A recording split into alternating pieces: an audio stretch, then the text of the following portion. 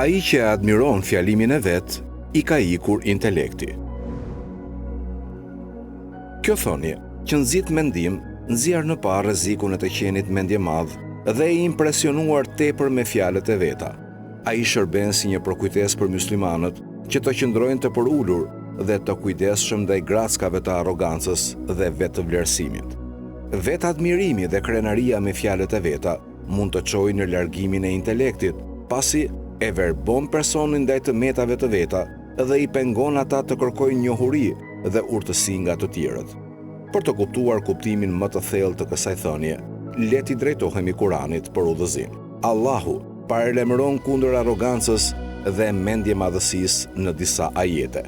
Në surën Kasas, ajeti 83, Allahu thotë: sa për shtëpinë e botës tjetër, ne do ta caktojmë atë për ata që nuk kërkojnë as madhështi e as ngatërresa në tokë.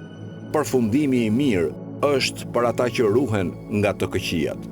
Ky ajet thekson rëndësinë e përulësisë dhe drejtësisë, pasi ata që kërkojnë lartësimin dhe vetvlerësimin nuk do të kenë sukses në botën tjetër. Për më tepër, në surën Isra, ajeti 37, Allahu thotë: mos ec nëpër tokë me mendje madhësi, se ti në të vërtetë nuk mund ta çash tokën e as të arrish lartësinë e maleve. Ky ajet shërben si përkujtues se sado i madh mund të mendojë një person se është, ata janë ende të kufizuar dhe të parëndësishëm në skemën e madhe të gjërave. Arroganca dhe vetë admirimi çojnë vetëm në mashtrim dhe largim nga intelekti i vërtet. Deklarata e Imam Aliut i paralajmëron muslimanët për pasojat e të qenit i dashur nga të folurit e veta. Kur një person bëhet i magjepsur me fjalët e veta, ai mbyllet ndaj urtësisë dhe njohurive që mund të fitohet nga të tjerët.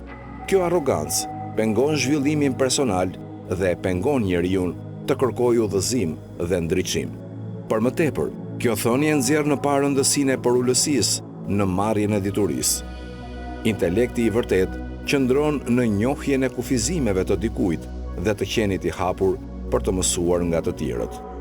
Imam Aliu, i njohur për diturinë dhe urtësinë e tij të pamas, e ilustron këtë përulësi gjatë gjithë jetës së tij. Ai ishte gjithmonë i etur për të mësuar nga të tjerët, madje edhe nga ata që ishin më të rinj ose më pak me përvojë se ai. Kjo përulësi e lejoi atë të zgjeronte vazhdimisht njohuritë e tij dhe të thellonte të kuptuarit e tij. Pasojat e admirimit të fjalës së dikujt janë të gjera. Mund të çojë në ngecjen e zhvillimit personal, tjetërsimin e të tjerëve dhe gërryerjen e intelektit të vërtet. Muslimanët kujtohen të mbeten të përulur dhe mendje hapur, duke kërkuar gjithmonë dituri dhe urtësi nga burime të ndryshme.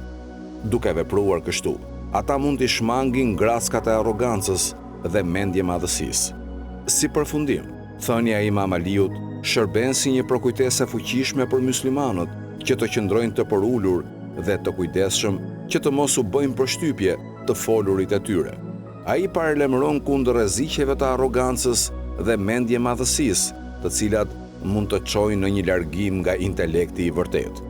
Duke kërkuar dituri me përulësi dhe duke qenë të hapur për të mësuar nga të tjerët, muslimanët mund të shmangin grackat e vetë admirimit dhe të vazhdojnë të zhvillohen intelektualisht dhe shpirtërisht.